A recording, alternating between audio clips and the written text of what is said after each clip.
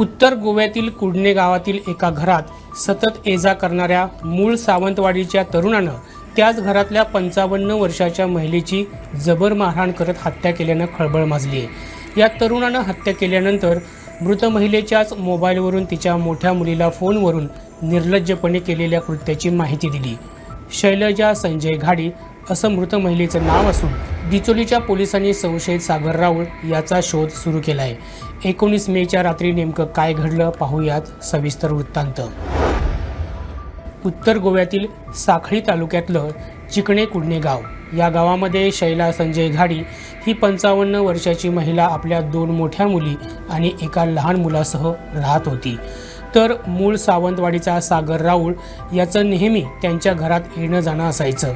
त्याची चांगली ओळख होती, पण कुठच्या तरी गोष्टीवरून त्यांच्यामध्ये काही महिन्यांपासून बिनसलं होतं अशी माहिती पोलिसांना मिळाली आहे। या तरुणाचा घाडी कुटुंबासोबत वारंवार वाद व्हायचा, त्यांच्यात भांडणं देखील व्हायची। असंच एकदा वादातून सागरनं पूर्वी घराची खिडकी आणि आतल्या सामानाची नासधूस केली होती, त्यामुळे त्याच्या विरोधात डिचोली पोलीस स्थानकात तक्रार नोंद करण्यात आली होती। मंगळवार 19 मे रोजी दुपारी 2:30 वाजण्याच्या सुमारास याच वादाचं पर्यावसन हत्येत झालं। या वादात महिलेचा जीव गेला।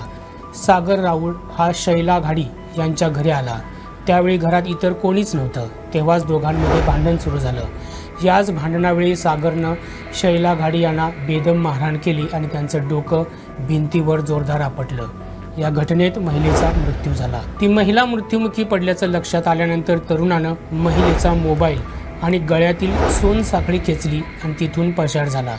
त्यानंतर त्यानं त्याच मोबाईलवरून शैला यांच्या मुलीला फोन करून केलेल्या कृत्याची माहिती दिली। या फोनमुळे घरातील मंडळी हादरून गेली। घटनेची माहिती मिळताच डिचोली पोलिसांनी पंचनामा करून मृतदेह उत्तरीय तपासणीसाठी पाठवून दिला। दरम्यान पळालेला संशयित सागर राऊळ याचा शोध सध्या सुरू आहे।